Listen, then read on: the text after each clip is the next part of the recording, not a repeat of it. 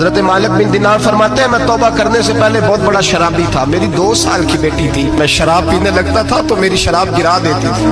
कहती अब्बा मैं तुझे गुनाह नहीं करने दूंगी। 2 साल की बेटी। फरमाते मेरी बदनसीबी देखो, मेरी बेटी फौत हो गई। एक रात में ख्वाब देखता हूँ कि दोज़ख जन्नत के फैसले हो रहे हैं, कयामत कायम हो गई है। इसके लिए दोज़ख का हुक्म आ गया। मेरे पीछे एक बड़ा सा अज़दहा, बड़ा सा सांप भागने लगा। फरमाते मैं दौड़ता जा रहा हूँ, एक बुजुर्ग नजर आए। मैंने कहा मुझे बचाना। कहने लगे बेटा मैं कमजोर हूँ, मैं नहीं बचा सकता। कहते हैं मुझे मेरा इशारा किया, कहने लगे पहाड़ की तरफ जा, शायद तू बच जाए। कहते मैं पहाड़ की तरफ जा रहा था तो वहां से बेटी आ रही थी।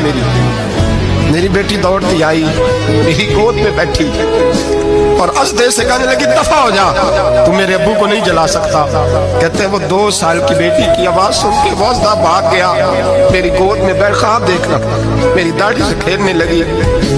कहने लगी अब्बा मैं तुझे मना करती हूँ ना, शराब ना पिया कर, शराब। तो मैंने कहा बेटे ये क्या है सारा कुछ? कहा अब्बा जी ये तेरे बुरे अमल है जो अजदहा बन। तो बुजुर्ग कौन थे?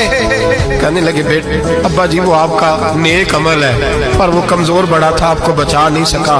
अब्बा जी बस कर दे, बस कर दे, अब आप बुरे काम ना करें, आप तौबा कर लें, जो पिछले गुनाह हो गए मैं अल्लाह की बारगाह में सिफारिश करूंगी, रब आपके माफ कर देगा। मालिक बिन दिनार फरमाते मेरी आंख खुली तो मैं पक्की तौबा कर गया। बेटियां तो बख्शवाने आई हैं दुनिया में, बख्शवाने।